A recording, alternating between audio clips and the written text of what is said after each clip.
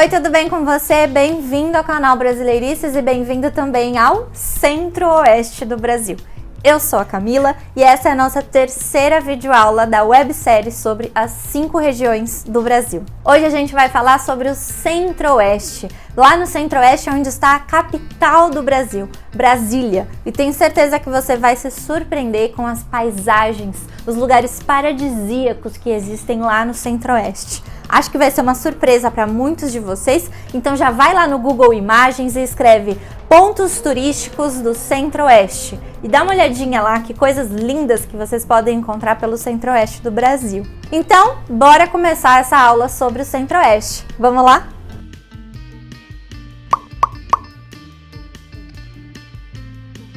E vamos lá então para a região Centro-Oeste, o meio do Brasil, conhecer um pouco mais sobre tudo que tem lá no Centro-Oeste. Primeira coisa que a gente sempre faz é ver quais são os estados que estão no Centro-Oeste. Um lugar muito importante é a nossa capital, o Distrito Federal Brasília, que é este quadradinho que vocês estão vendo no mapa, e mais 3 estados: Goiás, Goiânia, Mato Grosso, Cuiabá e Mato Grosso do Sul, Campo Grande. Então, esses são os 3 estados da região, mais Brasília, o nosso Distrito Federal. Aqui nós temos dados sobre a região.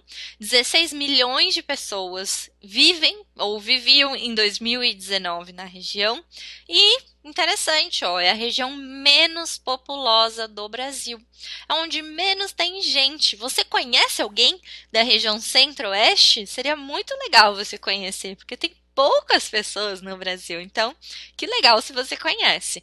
Por volta de 7% do total da população vive lá no Centro-Oeste e sobre o território representa mais ou menos 18% de todo o Brasil. Falar sobre a história do Centro-Oeste é bastante interessante. A gente começa, como sempre, pelos indígenas, mas lá no século XVII, os bandeirantes, que estavam motivados, em especial, pela busca de ouro e pedras preciosas, foram os que iniciaram esse povoamento e essa exploração pelo ouro, pelas pedras preciosas. Um pouquinho mais tarde, no século XIX, um pouquinho não, né? Muito mais tarde, no século XIX, a pecuária se transformou na atividade principal e atraiu um pouco mais de indivíduos para lá.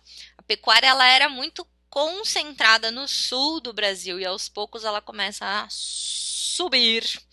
E aí ela começou a atrair um pouco mais as pessoas. Também é uma questão sobre a expansão da fronteira agrícola. Expansão da fronteira agrícola. As pessoas começam a buscar por novas terras, mais baratas também. Então isso ajudou no povoamento da região. Quando a gente fala sobre a história do Centro-Oeste, é impossível não falar sobre Brasília, a nossa capital. Muito tempo depois, somente no século XX, foi que o povoamento se intensificou na região, principalmente por causa da construção de Goiânia e, obviamente, de Brasília, a nossa capital. Brasília é uma cidade planejada e ela contou com a participação de algumas pessoas importantes. Entre elas, o Oscar Niemeyer, um arquiteto muito importante para o país. Oscar Niemeyer fez o projeto de muitas obras arquitetônicas do país e também fora do país. Mas também fizeram parte desse processo da construção de Brasília JK, Juscelino Kubitschek, o presidente da época. Eu estou falando sobre a década de 60, 1960. Lúcio Costa também, um urbanista importante. Brasília começou a existir em 1960. Lembrando que Rio de Janeiro foi a segunda capital do Brasil. O país já teve 3 capitais. A primeira foi Salvador, depois Rio e finalmente Brasília. O Centro-Oeste, ele recebeu e até hoje recebe muitos migrantes. Um destaque especial aos nordestinos e aos sulistas.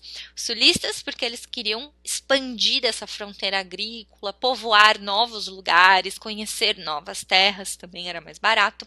E os nordestinos porque os nordestinos, infelizmente, sempre foram um povo que migrou muito, que saiu muito do Nordeste e foi para outras regiões em busca de oportunidades. Então, a região recebeu muitos nordestinos. Como eu já disse para vocês sobre a expansão da fronteira agrícola, foi ela e o crescimento industrial que possibilitaram para o aumento dessa população na região. Então, são dois pontos importantes para vocês entenderem o povoamento da região. Sobre a economia, o ponto mais importante para a gente destacar é a agropecuária, porque ela tem um destaque numeroso. Um terço de toda a produção agrícola do Brasil vem do Centro-Oeste e metade da carne consumida no Brasil também é de lá. É um número grandioso e também um alerta muito grande para a gente pensar sobre a devastação de toda a vegetação que tem lá. Um grande problema ambiental. A gente já vai entender por quê. Olha, quando a gente fala de agricultura, alguns cultivos são os de mais destaque lá no Centro-Oeste. Milho, soja, arroz, outras coisas também, mas eu quis dar o destaque para essas três. Milho, soja e arroz são muito plantados lá. E qual que é o problema disso? A região Centro-Oeste, ela é uma região de gigantescas monoculturas. O que é uma monocultura? É quando você tem uma área muito grande que você apenas planta, apenas produz uma coisa. Isso é o que acontece muito lá no Centro-Oeste. O que isso acontece? Ele vai empobrecer o solo, porque imagina um solo que sempre recebe a mesma plantação e o solo da região já tem alguns problemas, então sempre receber a mesma plantação causa um grande desgaste do solo e também o desmatamento, porque se a gente quer mais plantação, mais dinheiro, mais indústria, a gente precisa derrubar tudo e criar essas monoculturas e também a criação do gado, né? É um problema ambiental fortíssimo na região. Além disso, além desses pontos da economia que eu mostrei para vocês, mineração e indústria também são importantes, a mineração desde a época do povoamento, né? Quando a gente fala sobre o relevo, Planalto, mais uma vez, vocês já perceberam que o Planalto é um relevo importante para o Brasil, está presente em todo o Brasil.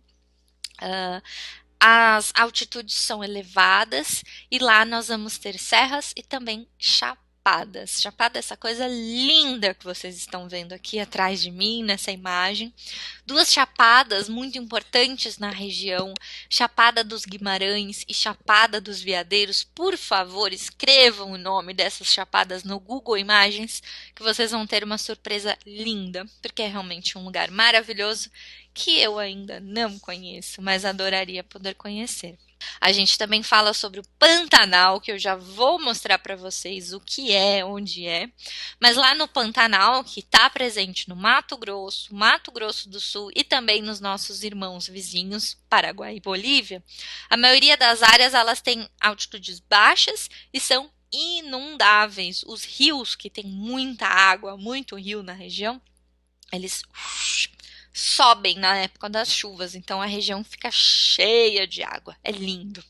Bom, as belezas naturais da região são realmente deslumbrantes, são lindas, tem muitas cachoeiras na região, cachoeiras maravilhosas, paradisíacas, e isso felizmente é explorado pelo turismo ecológico, um turismo com responsabilidade, por favor.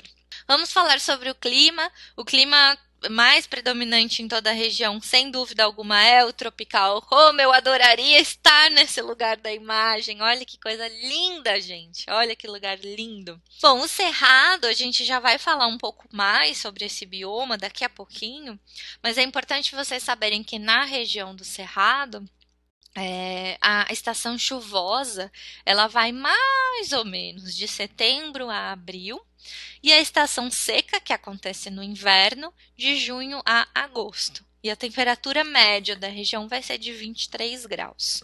No Pantanal, que é uma pequena parte do Centro-Oeste e do Brasil, ela é uma das áreas mais quentes da América do Sul e as chuvas aparecem mais ou menos entre novembro e março. Inclusive, se você vai visitar o Pantanal, é uma preocupação que você tem que ter. Quando são as épocas da chuva?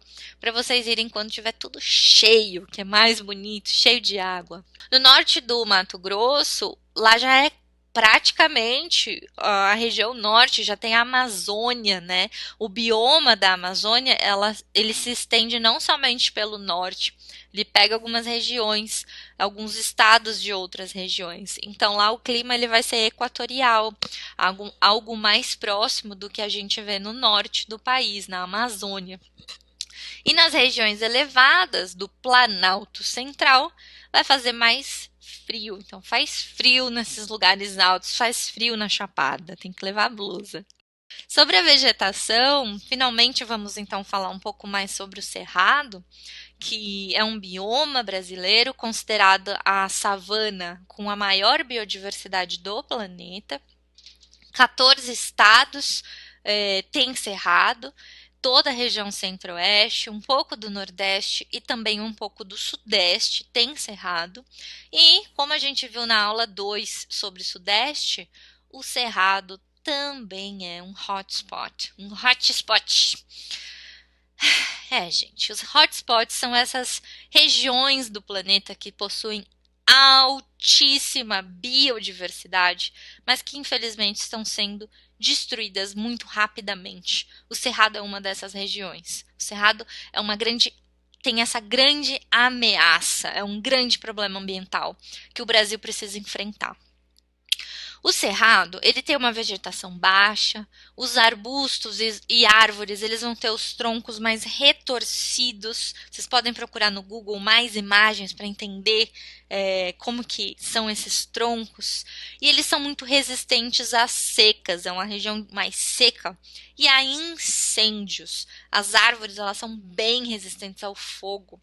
Não somente fogo causado pelo homem, mas também o fogo causado pela natureza. A natureza é muito inteligente. Então, se tem muitas chuvas, uma super tempestade, vrum, pode acontecer de ter um incêndio na floresta. Mas a vegetação do cerrado ela é mais preparada para ser resistente, resistir a esse fogo.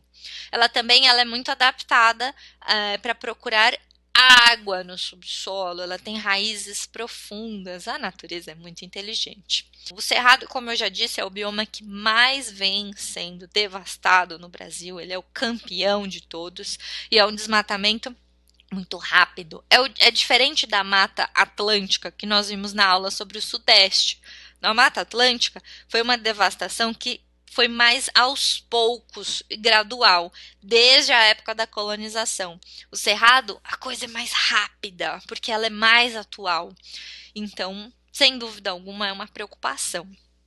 Pantanal, a vegetação ela é incrível, ela é surpreendente e ela é muito interessante por representar um mosaico de outros biomas. Tem muita influência do Cerrado e também da Amazônia, é uma espécie de mistura, por isso que é muito interessante. Bom, vamos falar um pouquinho sobre os animaizinhos. Olha, gente, o Cerrado, ele tem esse reconhecimento de ser uma das savanas ou a savana mais rica do mundo. Mais um motivo para a gente cuidar do cerrado.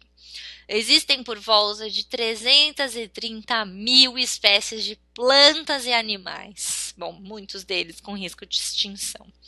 Uma planta importante para a região e para o bioma é o pequizeiro. Vocês vão ver já o que é o pequi, uma fruta importante para a região. Então, eu selecionei o pequizeiro como uma árvore importante para o cerrado. também importante para a economia local. E os animais, eu peguei a foto do tamanduá-bandeira, que é esse animalzinho lindo, fofo, com esse narizinho gigante, um animal bem importante para a nossa fauna. Também tem a anta, que é um animal fofo, é o maior mamífero terrestre do Brasil, ela é gigante. Tatu, arara azul, lobo-guará, onça-pintada, a mistura de animais de outras regiões. Ó, trouxe dois animaizinhos para vocês. Uma ararinha. Vocês sempre veem meus bichinhos que ficam na minha estante. E o tucano. Então são dois animais que a gente tem em todo o Brasil, mas eu quis fazer essa homenagem aqui, trazendo eles. E olha, minha camiseta também tem aqui uma homenagem a alguns dos animaizinhos do Cerrado. Vamos falar um pouco sobre os animais do Pantanal. O Pantanal é uma das maiores planícies inundáveis do planeta, então a gente vai ter muito peixe. E sobre a flora, ela vai ter uma mistura das plantas do Cerrado e da Amazônia e muita planta aquática, né? Já disse para vocês que é uma região de muita água. O bioma do Pantanal, ele vai abrigar muitas aves. Alguma delas, a arara azul, que a gente viu aqui, a arara azul, o tucano, os dois aqui, a arara e o tucano, e essa ave linda que vocês estão vendo a foto aqui, que é o tuiuiu. Tuiuiu é um símbolo para o Pantanal, então também ela é super importante. E outros animais como jacaré, onça-pintada, sucuri, que é uma cobra, e diversos peixes. E aqui a gente tem uma foto do Pantanal. Eu quero falar um pouco mais sobre o Pantanal antes de realmente entrar na hidrografia. O Pantanal é uma das paisagens, sem dúvida, mais belas do mundo. Eu ainda não conheço, adoraria poder conhecer algum dia. E ela é muito pequenininha, assim como Pampa, que a gente viu no sul do Brasil, que só representa 2% do Brasil. O Pantanal também é pequeno, gente, só 2% também do Brasil é o Pantanal. Mas ainda assim é uma das maiores biodiversidades do planeta, uma área tão pequena e tão rica. E sem dúvida é esse mosaico que eu já falei para vocês, de mistura de outros biomas. E já que vocês estão vendo tanta água, né? O Pantanal é uma região muito inundada, uma região de muita água. Vamos falar sobre os rios da região. Tem 3 grandes bacias hidrográficas no centro-oeste, a Bacia Amazônica, Tocantins-Araguaia e também a Platina. O Rio Paraguai também é um rio importante para a região, ele vai passar pelo Mato Grosso e seus afluentes eles vão percorrer o Pantanal, olha só, por isso que tem essas áreas, ele vai formar essas áreas extensas e cheias de água, por isso muitos peixes lá nesse Pantanal, nessa água toda. Pantanal é uma área de planície, né, baixinho, que fica coberta por água por aproximadamente 6 meses. Então, novamente, se você vai visitar o Pantanal, fique atento a essa época que tem água, que vai ser mais interessante para o seu turismo. No Cerrado, o Cerrado também tem um papel muito importante para as águas, porque o Cerrado ele é considerado o berço das águas, porque lá nascem as águas que abastecem as principais bacias hidrográficas do Brasil. Tá? Então, o Cerrado tem essa importância, mais uma vez destacando a importância desse bioma. Sobre a cultura vai ter influência de muita gente, muitos povos, claramente a influência dos indígenas e também a influência dos nossos vizinhos, parceiros e irmãos, Bolívia, Paraguai e outras regiões do Brasil. Eu gosto muito de pensar o Centro-Oeste como uma mistura de regiões, de culturas, porque como a gente está ali falando do meio do Brasil, uma região que sempre recebeu muita influência. Algumas festas tradicionais da região centro-oeste são a cavalhada e o fogaréu, que é essa foto cheia de fogo que vocês estão vendo aqui. Fogaré é uma festa importante na época da Semana Santa. Então ela vai ser bastante comemorada em Goiás e em outras regiões ali. Uma festa bem tradicional para o Centro-Oeste. E olha, danças interessantes, cururu, siriri, danças importantes, populares para a região. E quando falamos de Centro-Oeste, nós estamos falando de onde surgiu a música sertaneja, uma expressão musical muito, muito importante para todo o Brasil, né? O Brasil inteiro atualmente conhece o sertanejo, mas foi lá que ele teve origem. Mas, olha, esse dado talvez seja uma novidade para você. O rock também é importante. Brasília é a terra do rock. Lá surgiram grandes bandas de rock para o país. Então, olha que mistura interessante, sertanejo com rock e toda essa outra diversidade cultural. Bom, falar sobre a cultura do Centro-Oeste também é falar sobre o Xingu. Lá no Mato Grosso tem o Parque Indígena do Xingu, a maior terra indígena do mundo. Ela foi criada na década de 60 e teve a participação dos irmãos Vilas Boas, de Darcy Ribeiro. Então, é uma área de extrema necessidade e importância para a preservação das culturas indígenas.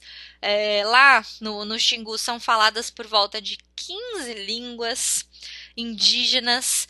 O português, na maioria das vezes, ele vai ser utilizado somente como uma língua de contato, mas realmente é a maior terra indígena do mundo, é algo que realmente precisa ser preservado, precisa de mais recursos, o governo precisa dar mais atenção a toda a população indígena que ao longo de toda a história do Brasil foi morta, foi devastada, a gente perdeu muitas culturas, muitas línguas, a gente perdeu muito conhecimento, então precisamos preservar o pouco que restou. Vamos falar sobre a comida do Centro-Oeste. Olha o pequi aqui que eu falei para vocês do pequizeiro. Esse é o pequi. Lá no Centro-Oeste se come arroz com pequi e outras comidas com pequi também. E outras comidas que você pode pesquisar no Google depois. Muita comida com milho também. Ó, começando ali em cima, pelo bolinho de mandioca, a chipa. Alguém sabe o que é chipa? Alguém conhece? Tem alguém aqui da América Latina que já comeu chipa? A sopa paraguaia, que não é uma sopa. Vai lá no Google Imagens ver o que é a sopa paraguaia. Caribé, muita comida com peixe também.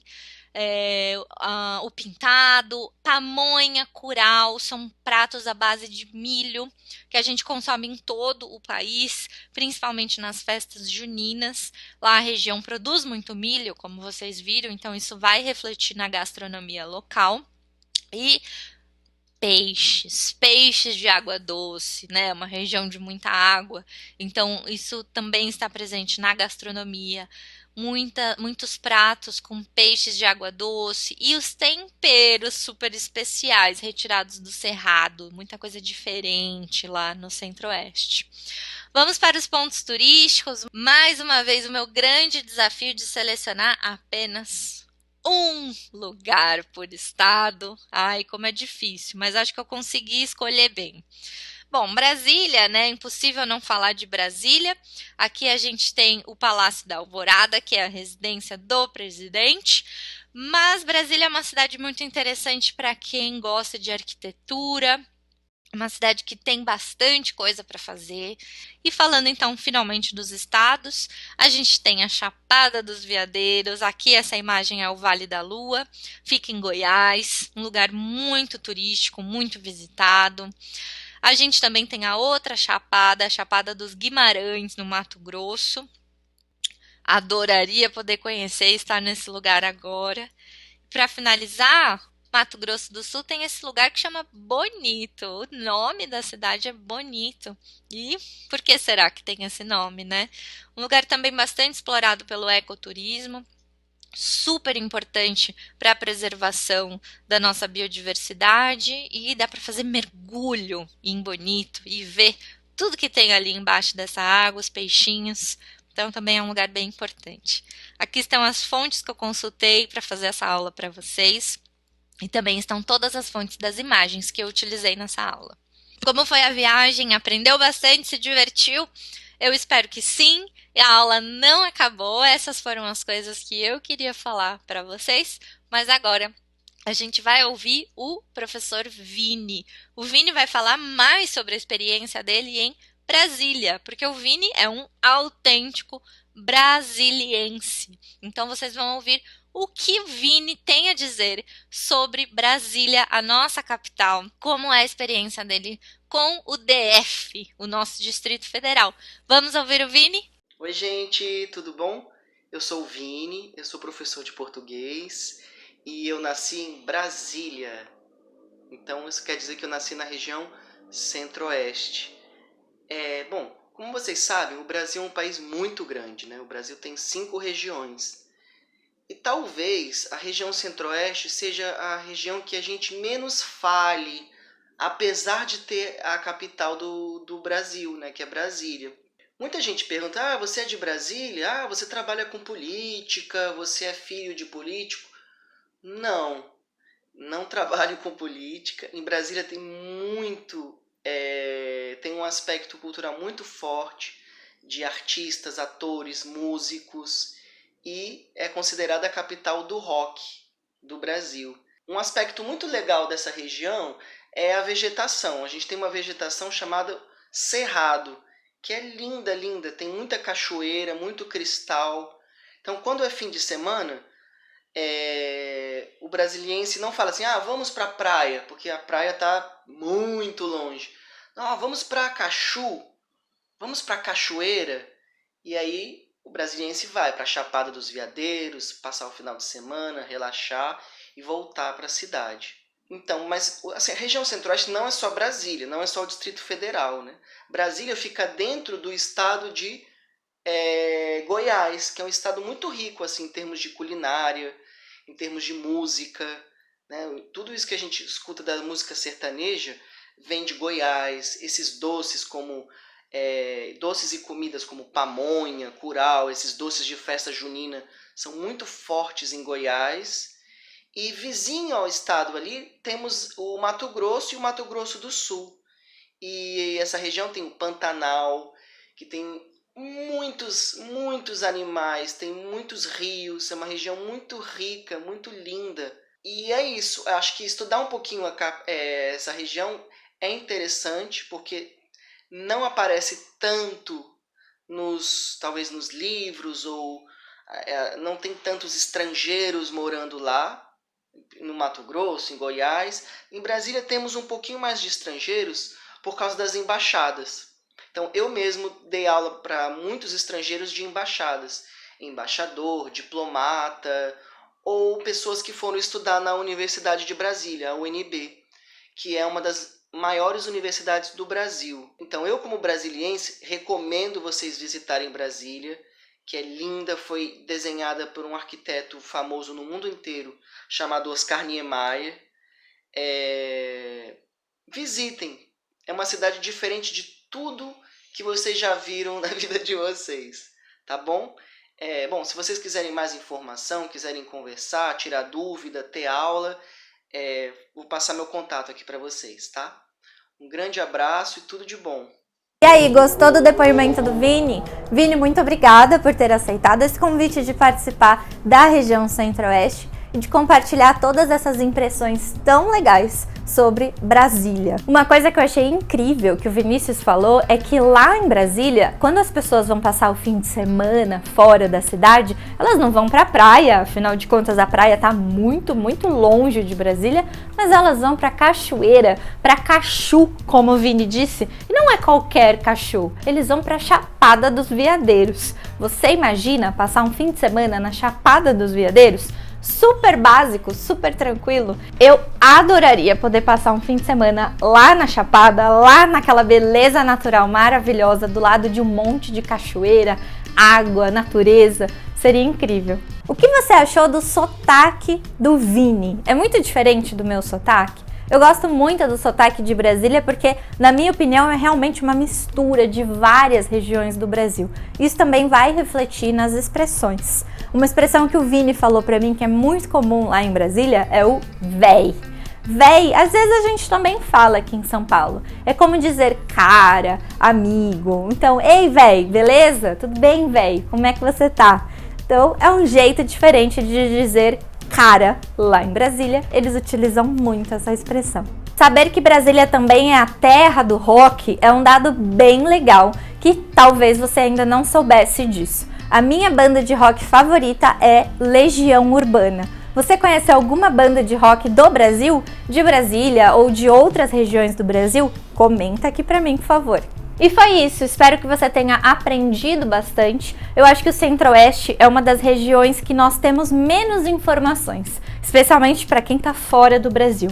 Geralmente é um lugar que os estrangeiros não conhecem tanto. Então eu espero que depois dessa aula você tenha aprendido muito mais sobre o Centro-Oeste e agora você tenha mais informações para compartilhar com seus amigos. Se você quiser fazer aula com o Vini, os contatos dele estão aqui embaixo na descrição do vídeo e também tem o link para você adquirir o e-book Viajando pelo Brasil, as 5 regiões. O e-book que eu escrevi sobre as 5 regiões do Brasil e lá neste mesmo link você também pode adquirir os 5 PowerPoints que eu utilizei nas 5 aulas dessa websérie. A gente se vê amanhã, porque amanhã nós vamos aprender mais sobre o Nordeste. Então, um abraço e tchau, tchau! Até amanhã!